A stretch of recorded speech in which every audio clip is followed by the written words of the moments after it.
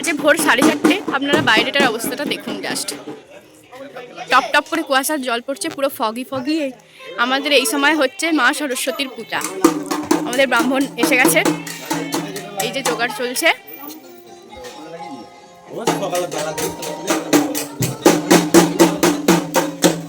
এই যে মা সরস্বতী, এখানে আমাদের গণদাদা ঢাক বাজাচ্ছে।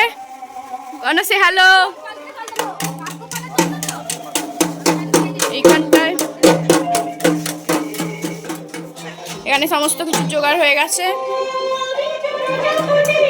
যে এখানে সমস্ত, এখানে বৌদি বালতি মারছে, এখানে গণ ঢাক বাজাচ্ছে। ঢাকি